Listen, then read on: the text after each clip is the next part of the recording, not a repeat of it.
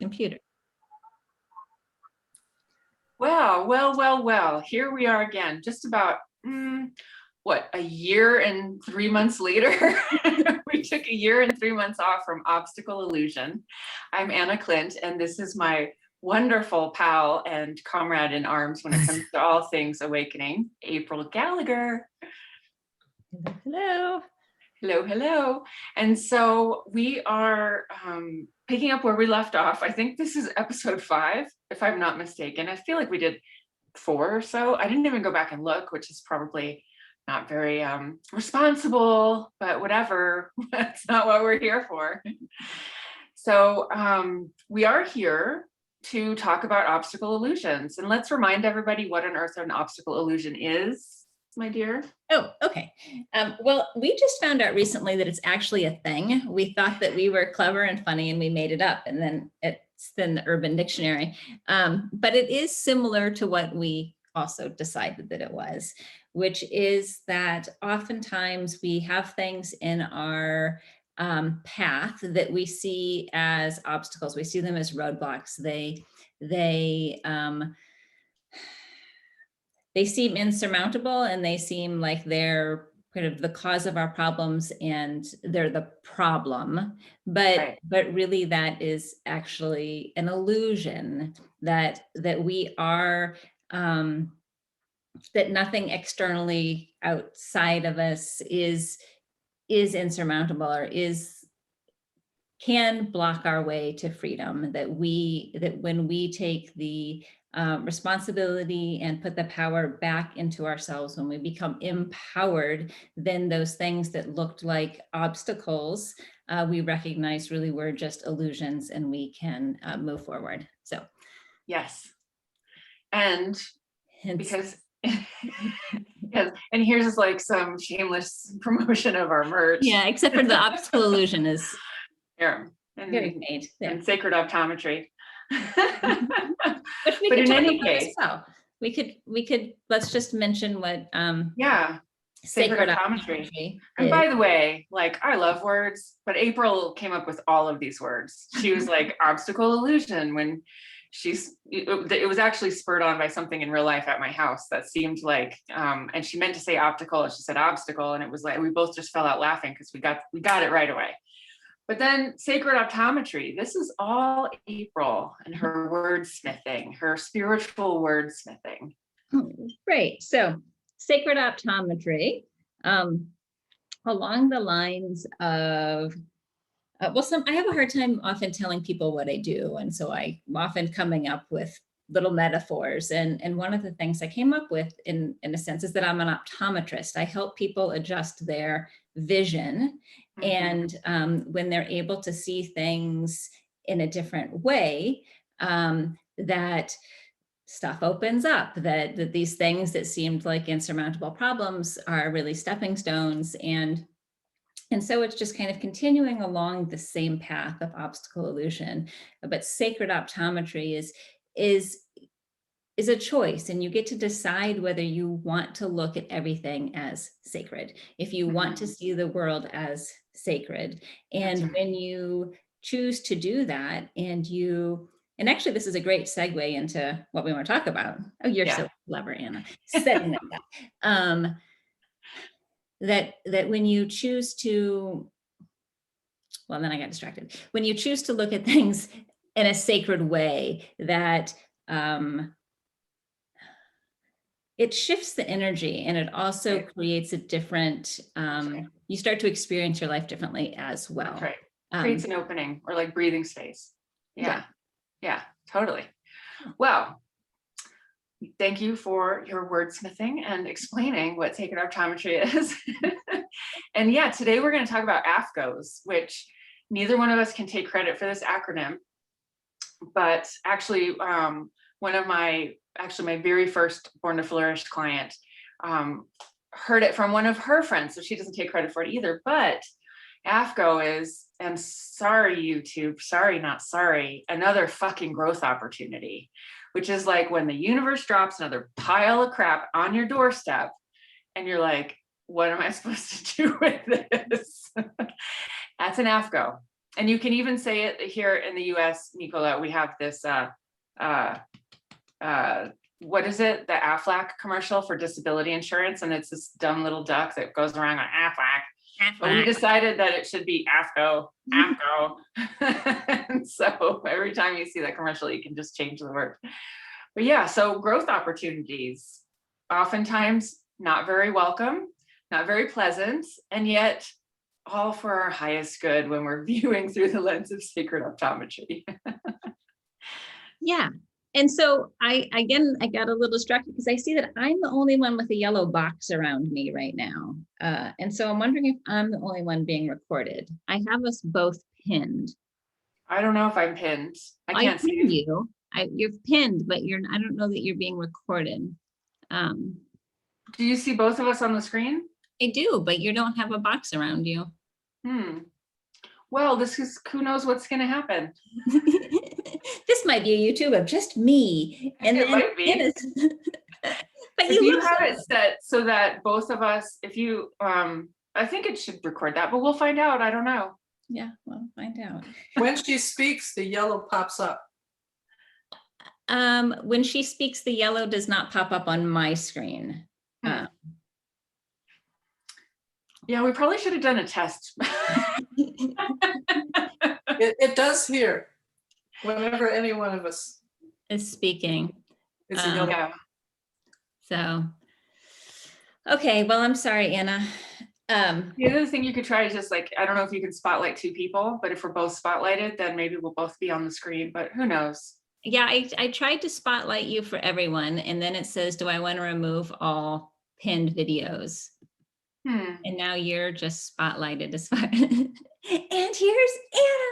And Zoom is like an eternal AFGO because you're always screwing up the settings somehow and you don't know exactly what you're going to get in the recording. Now I think we're both on the screen. Yeah, and now you're just in the yellow box. So we'll see. And now it's your turn to shine. Okay, so back to AFGOs. Back to AFGOs. AFGO.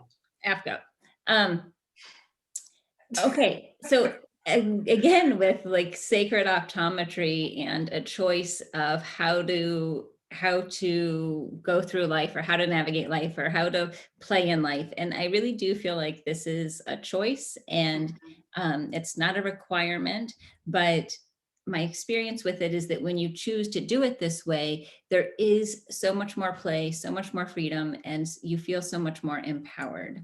Totally. Is kind of looking at life.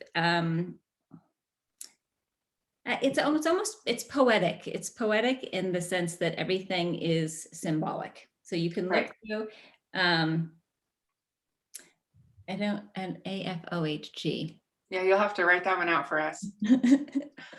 That poetic. Everything's symbolic, right? So it's just like, I tend to be a pattern reader. I tend to look for patterns. And so when something repeats, or if I'm on a hike and I see a coyote, then I'm like, okay, I'll look up coyote, or all of this stuff. And so I'm always doing that. I'm always looking at the symbology or happening to remember what the symbology is for something and integrating that into my kind of understanding of, what are the messages I'm supposed to, all for our highest good. Wonderful. That's great. And so life, so you can live life that way. And it's like a growth mindset versus a fixed mindset. It's really, allowing whatever's presenting to teach you something. And so that's the AFGO too, is that everything that happens, everything that triggers you, everything that you experience doesn't have to be this obstacle in your way. All right, so what's coming up for me is like, oh my God, doesn't everyone want to know what April's most recent AFGO is? And I can share one too. Like, let's illustrate this in real time. Like, just because, we're like spiritual teachers doesn't mean that we don't experience AFGOs. I'm like, au contraire, mon frère. probably the biggest one for me is not the most recent, like the biggest, it was, actually happened a couple of weeks ago. And it was on my birthday, and I I was, so it's my birthday. I mean, I love my birthday, and I feel like I make birthdays into like weeks, and it's like diva, I think, is probably the best word to describe like how I like to embody my birthday. And because it's just, anyway. And there was somebody very close to me in my life who I felt like was being, he was just, there was something about him, and it was just irking me that day. And I finally got to it. I realized, I was able to put my finger on it, and it was he was being intolerant. That was the word I came up with, is that, he was being intolerant. And I just then had to kind of start laughing, because like I was like all upset at this person for being intolerant. And so what was I was not tolerating his intolerance, right? Right. And so, Especially on my birthday. my birthday, how dare you be intolerant on my birthday, right? You're messing up my birthday. And so that I was able to then look at it, instead of him ruining my birthday, or him putting a damper on my birthday, and me like being powerless or whatever. It showed me like, okay, where in my life, like where in my experience am I not being tolerant? And so for me, the way I experience AFGOs is that when I'm experiencing something in the world that has me really upset, then at some point the bells go off, and it's like, oh, wait a second, like, where am I doing this in my life? Because that's the only place I have power. The only place I have power is I can't change what's happening, what somebody else is doing or somebody else's behavior, but I can notice that behavior upsets me, and then figure out where it is in me that I do that behavior, or what it is within me that's that what wound is still there that I can heal, so that I can tolerate that. So Intolerance. So that is, a couple weeks Good one. old, but something that I have. That's a really good illustration. Definitely. Your turn. Definitely. It's your idea. I know it was, and so I knew I was going to have to go around with it. Let's take a totally different kind of AFGO, right? Which is that I know a lot of people, a lot of women especially, experience either occasionally or all the time. And that's like physical challenges, right? Or like energy issues. And so for some reason, and I'm trying to get to the bottom of it, every May, the bottom drops out of my energy. I cannot sleep enough. I get really tired, and it just day over day feels like a grind. I don't feel happy. Like, work is hard, relationships are hard. I kind of withdraw. I don't make contact. I just sort of like go into my cave. And so this is like the third year that it's been very pronounced. And so I'm trying to figure out, like, has this been going on my whole life? And I finally like recovered a memory of another May back in 2006 where I had insomnia. And so I was like, okay, this has been going on, and I'm suddenly just like more aware that it's going on. And also, perhaps more susceptible to it, or I don't know what, maybe more sensitive. And so the AFGO is, for me and for others who have issues around, I don't know, fibromyalgia, chronic fatigue, hormonal imbalance, like, let's just like, lay it out there. So many women do. And so we can fight with it, and we can struggle with it and say, this shouldn't be happening. Why is this happening? Why me? Why now? All of that stuff. Or we can say, is there something for me to learn here?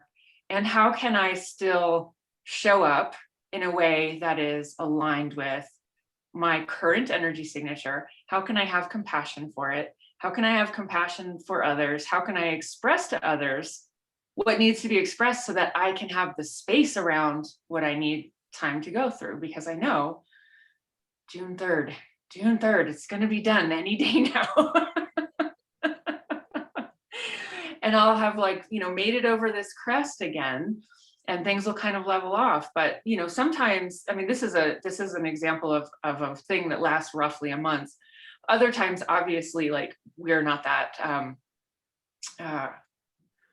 we're not able to transit through something like that in just a month. So, it's a much longer process, and there's lots of ups and downs, right? There's some nights that you sleep great or you feel great the next day or whatever, and you're like, yes. And then the next day, like your feet feel like you've just been taken out from under you. And so it's definitely like, this is an AFGO for a lot of us. It's currently my current AFGO on top of some other AFGOs. But this is kind of like the top of mind one. And I know a lot of people will relate to that. So it's like, how can we see this? This is what sacred optometry is. It's like, how can we view everything as a spiritual practice? No matter what it is, no matter if it's like, stomach upset, or like, I was just thinking about farting all the time. Like, so say you're farting all the time, and this is your spiritual practice, is to come into like some acceptance and then maybe some remedy for it. But whatever, I'm just, we're just trying to be funny, but everything viewed through that lens, those things, finding the sacred lens, because this lens is poor me, this lens is anger, this lens is, when is this shit going to be over? Da, da, da, da, da, da. And it's like, okay, well, the sacred optometry lens is, okay, how can I transcend this in a way, even if my body is still tired, even if my spirit is low because I'm just not sleeping enough. There is a way. And that's what we're talking about here. Yeah. Yeah. And, that was beautifully said. And, it's been 19 minutes. So I say, let's open it up for any questions, or if there's something that an AFGO that you're experiencing that you can't quite get into focus as sacred, maybe we can. So. Make it sacred, baby. Make it sacred. Yeah. Does anyone want to share an AFGO either with their voice or in the chat, or ask a question or tell a joke? Ken says. Okay, there is a, go ahead. I'm going to ask to unmute you. Ask to unmute. All's well. There we go. Yeah. We watched this show. It's an old show. It's called it's the Alaska one with the moose, where they live up in northern exposure. Yes, northern exposure. and we enjoy it. But one of the episodes, the young sassy girl who's married to an older gentleman who's always horning on her, he finally knocks her up, and things are all, but he's going with her, he's going with the flow and giving her princesses, pink room and bedroom and changed everything. But all of a sudden she wakes up in the morning singing everything. She's a waitress, so she sings her order. Here's your bacon and eggs this morning, blah, blah, blah. Here's coffee, singing everything. And I found how annoying, but I'm the biggest singer and background hummer you'll ever know. And I thought, oh my God, how annoying. But then I thought, and then Jim does this. Jim is my husband. Jim does the same thing. And I'm thinking, it's really annoying me lately. What the shit's going on? And I had to sit with it, because I mean, he says, we do a lot of thrift store shopping. He can't find me. He just stands and listens for a hum, or the sing. He tunes right in. But so, I mean, we've got that going for us, but I really had to figure out if this is going to be a pattern, or for us, it's always worked for 20 years. All of a sudden it's going to annoy us. We got to fix this, I am taking charge here. This is annoying me. So I say something. And I sat with it, and before I finally said something, but we came to the agreement that we both sing when we're feeling not sure about something, or nervous, or when we're getting ready to put something out there, we're not sure how it's going to fly. And but how the show ends up where the husband, I forget his name, says that it's okay, Shelley, whatever, I'm going to sing with you. We'll sing together and we'll get through this. And so we said, okay, well, that's all right. So now the singing doesn't bother me anymore. I can, and it works. It was but isn't that weird? I've got 3 or 4 classics that go through depending on the mood, and if I have to go to the bathroom or not, or how important it is that I find him or he find me, or, but it just comes down to a way of making the day work better, and turning it into a good thing, a positive thing for you instead of a challenge, a block. Definitely, that's it. Yeah, and I think that speaks too of, like, it's how you view something. It's the lens through which you see something that totally, there's a Shakespeare line that's like, nothing's neither good nor bad, but thinking makes it so, right? And so it's kind of like this too, is that this whole sacred optometry and optical illusion very much is about, there's a component of non-judgment, right? And the boundaries and what we give to, what we see and say, and exactly. And it's all how it can change daily, and does, and that's the magic of it. But that's also the mastery of it, and the difficulty and the challenge, the continuing challenge of it. Yeah. Sorry, I get on a little soapbox there, but I'm good. Awesome. Thanks, Kim. Anyone else? Go ahead. Yeah. I'll ask to okay, there you go. Okay, am I on? You're Yep. Well, this has made me aware. I mean, it's not something in a way that's new, the concept, but I love the terminology that you're using, this optometry. And since I just had new glasses, it changed a little bit. That don't really work that well, but it all fits, because a couple of months ago, I thought that I was meeting with the pastor of the church I served for 16 years. He'd been there 5, to plan the next service. And instead, he didn't look at me at all, but delivered. He said, "We're here to discuss some complaints about you and your communication with the worship committee while I was gone." And he started listing, and I said, "Whoa, wait a minute. I said, "Can I write these down?" He said, "If you do, then the termination could be more serious." And I'm like, "What?" This is like with no warning, right? So without all the details, I wrote everything down, which verbatim, that he said, the complaints, the fact that he couldn't help me with any corrections, and if I didn't correct him, I'd be terminated. So I'm like, I finally said to him, "What is this about?" And he said, "We have to take care of the budget." So that I wrote that down. And I was so stunned that I just was a very good student and wrote everything down. And I went home and decided, I was excited about the new choir coming, for the new season when COVID was over, all this. 16 years I've been with this community, and hadn't spoken with him for 4 months because he was gone on sabbatical. And I thought, oh, great, I'm getting fired again, like I've been fired from another situation.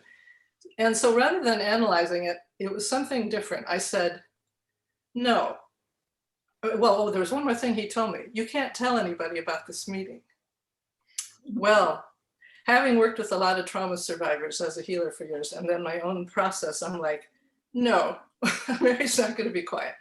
So I sent the exact recording, the written recording, to all the people involved, just the people involved, and so that they knew. And I said, this is not acceptable to me to be treated like this. and it could have been done totally differently if there were some real complaints, which I didn't think there were. And turned it over to them, and I said, I'm resigning.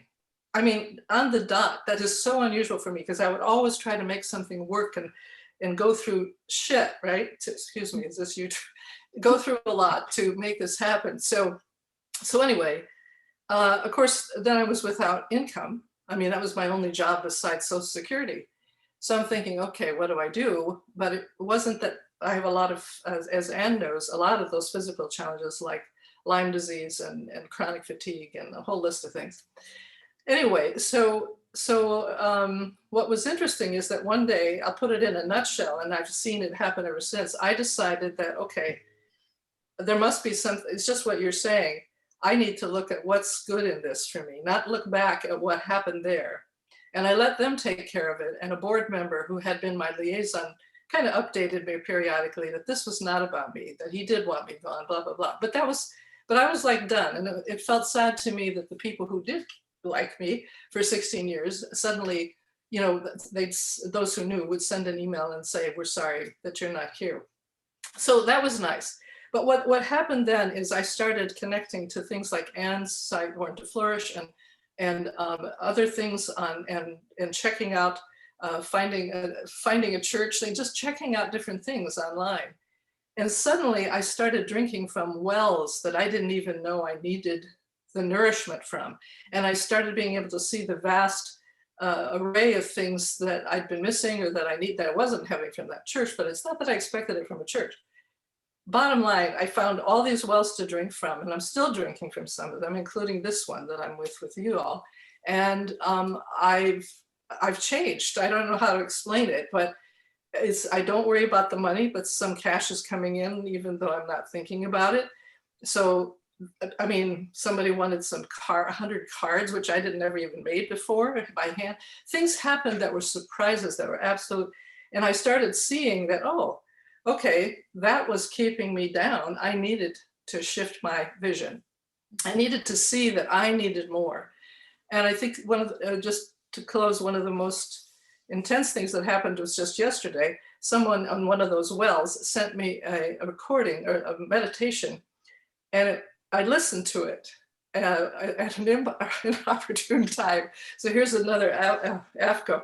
But I was resting, and the dog was resting, and all of us, you know, and so I was in the middle of this very deep thing that took me into a core loss of mine, of being very, very lonely from the first time I menstruated. Well, anyway, the point is, the yard guy came, and right? So I'm in this deep, deep meditation, and I'm trying to come up, and then I think, oh my God, I have to go downtown anyway with the dog, and I've never taken this dog anywhere.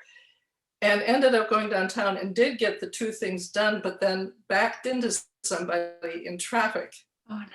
Well, I thought they said I did, but I looked at my car and theirs, and he said most of this was really done before, but my door doesn't open now. I'm like, now last month someone stole my catalytic converter, and that was an AFGO. And so I'm thinking, why are people picking on me, right? The church, like somebody's stealing this for the metals in my catalytic converter, and now I'm backing into somebody, even though I had this wonderful deep meditation. So you get the point. And so I'm learning a lot, and I'm not hitting a whole lot of rapids, but the point is, every time something happens, I say, oh, okay, I'm tired. This is making me tired, but I don't have to fix this because there's something here for me. Mm-hmm. I don't have to fix this. Mm-hmm. And I had been taken from a deep meditation, so of course I wasn't working in the real world very well. So I gently backed into somebody. So I'll end it there, but you really helped me to see, to kind of more clearly define what's been happening and to share it with you, because you've been a big part of it. So thank you for the time. Oh, awesome. Yeah, you know, one thing about AFGOs too is like when we get close to like a spiritual breakthrough, let's say, the AFGOs can really pile on. Like it can really feel like the universe is dumping on us. And that's actually a good sign. Like that can actually be a really positive thing. It doesn't feel that way in the moment. And that's where when you can get that sacred optometry and like back way, way, way, way up and kind of take the more global picture, you can actually see that things really are happening for you and that this is potentially the catalyst, you know, for something, for a new level of awakening, awareness, just an expanded level of being in the world. That's what I find anyway. Yeah, I agree, and it has to. It's a freedom that gets unlocked, actually. That it's kind of the way that I see it, is that there is something that's been that you've been locked down in some way, and you weren't even aware of it, and then there's this clarity that comes, and then you're free of that. And I'll go to you in just a second. I just wanted to say one more thing that I thought of when you were talking, which was that letting go is a really good way to experience AFGOs, right? Is that we have the tendency to want to try to figure it out. We have the tendency to try to, like, why me, and all of this, and what is the lesson, and analyze it. And again, if you think of it energetically, that kind of also locks us in, right? And when you can just relax and trust that it is unfolding for you, and even go one step further and say, show me. So ask to be shown how this is unfolding for you. Ask to be shown how this AFGO is in your highest good, instead of pouring in a ton of your emotional and mental energy and physical energy into it. It doesn't have to be more work. The more we can kind of let go, it is shown for us. Yeah. So I just wanted to add, and that with all the health challenges that you spoke about as a common one, I've had a lot of them, and I couldn't figure out how I could possibly heal myself with some of them. And the interesting thing is that by for example, taking this job for dog sitting, because now people are traveling, I thought, how am I going to take care of the dog and walk every day? Well, I'm walking every day like 1,200 steps a day, and I'm feeling 100% better just because I'm moving around. I mean, anyway, I'm healing. I can tell I'm healing. So that's all. Yeah, that's great. And Nicola, did you want to say something too? Yes, I wanted to say something too. If you have these AFGOs going on, and if you are ready to surrender and not putting the things you have actually in your mind, it's also important not to do past stories or old things also into it, because it becomes worse and worse. So getting clear with the past is a really important issue to take care of, because then you only have to deal with the actual AFGO, if you will. That's right. And not with the AFGO multiplied and quadrupled and whatever. Totally. Yeah, not with 1,000 AFGOs that came before. 1,000 AFGOs, yes, or even more. Yeah. You don't know. Yeah. But absolutely.